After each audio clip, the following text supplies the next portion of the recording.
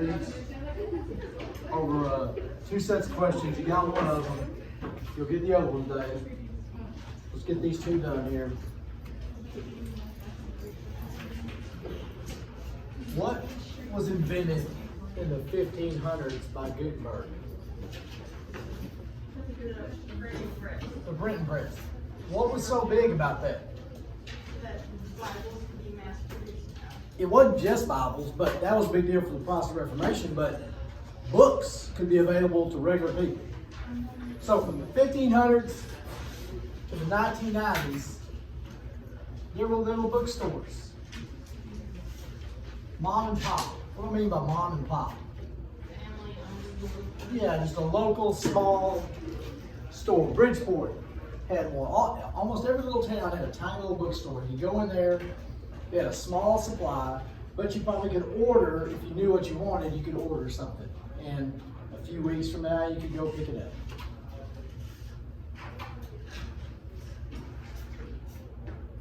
What changed in the 90s? Not quite yet. Big, huge. I've heard of Barnes and Noble. I think I went in there maybe once.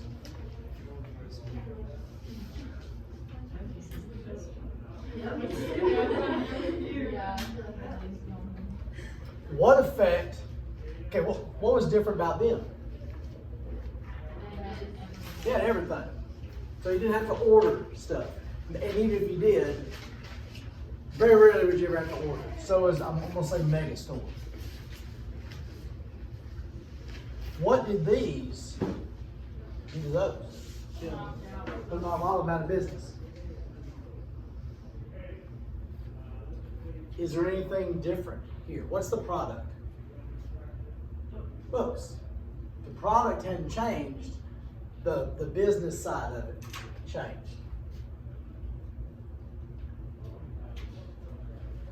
In the 2010s or so, this Amazon garbage started.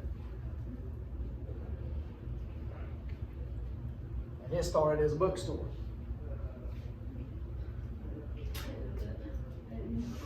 And that put a lot of these out of business.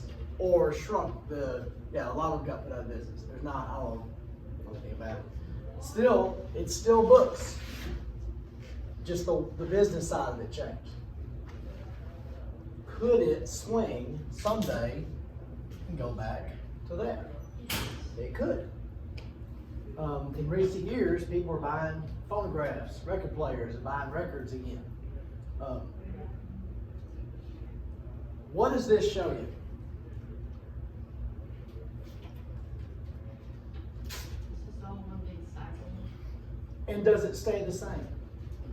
There's always, what's the word I'm thinking of? There's always innovations. There's always changes. It never stays the same, especially in business.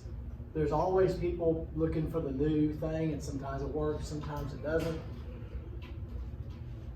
The product didn't change, the business side didn't change. Milton Friedman.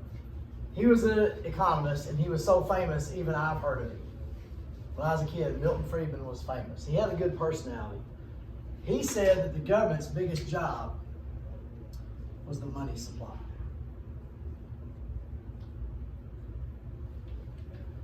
Marky, what is you good?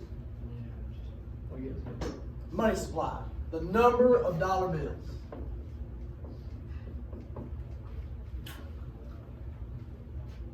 Some people, I don't know enough about this. So I have an educated opinion, I have an opinion. I don't think we have an economic problem where we ought to just start printing up dollar bills and jack up the number of dollar bills. That is a short-term solution, but long-term it's a bad solution. Okay, short-term it does help. His idea is the money supply needs to be constant and controlled.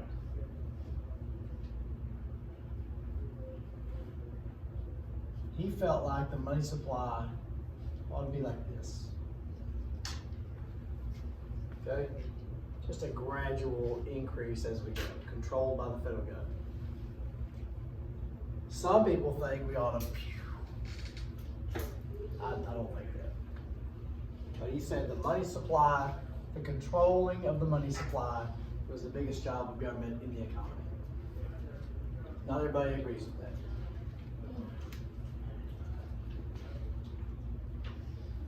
Okay. Are we gonna do tariff and free enterprise? No, y'all know that. I said we did those folks. We did those enough. Tariff, what's a tariff? Imports. Free enterprise, choice, competition, freedom.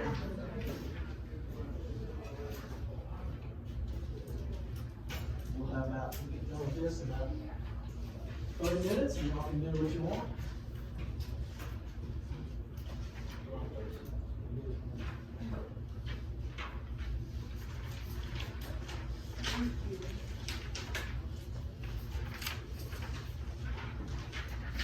Physics experiment.